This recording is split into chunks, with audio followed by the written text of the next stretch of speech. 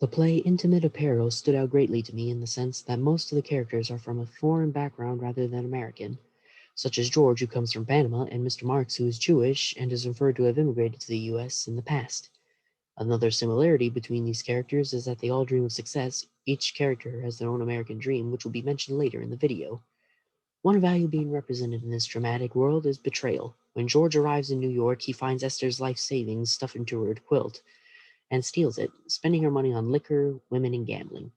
George also betrays Esther by sleeping with Mayme and even gave her a smoking jacket that Esther made for him as a gift.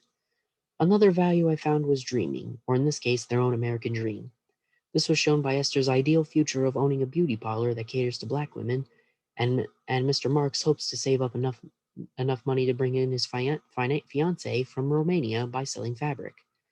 The play represents that there are ups and downs in life, but as a whole, it takes money and hard work to live your own American dream. There is no easy way to achieve it.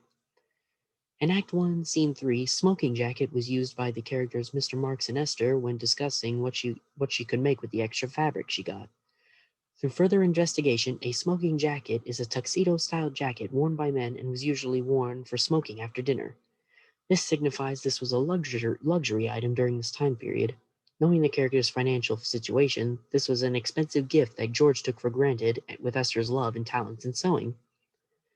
I think this play reinforces our understanding and the stereotype of the early African American experience by making these characters struggle against segregation and discrimination during the 1950s. Esther, the protagonist, is poor but skilled and supports herself through her own job.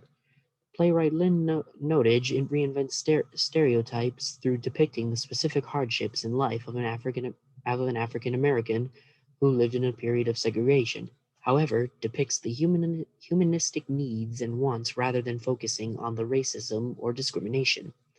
Esther may never own may never own her own beauty shop, but her dreams keep her motivated.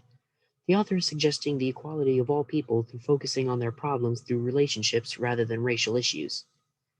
Stereotypes of African Americans and other groups still exist today. This can be said as continuous news relating to discrimination against African Americans or other racial groups can be seen on a daily basis.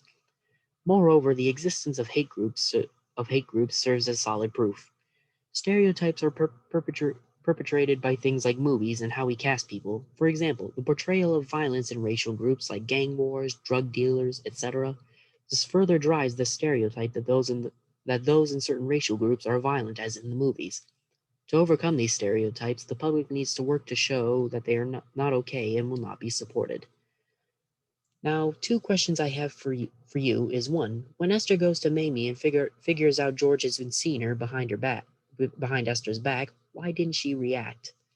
Well, as most people would when they find out their partner is cheating on them. And two, what is the reason for Esther to save her money within the Crazy Quilt instead of a bank?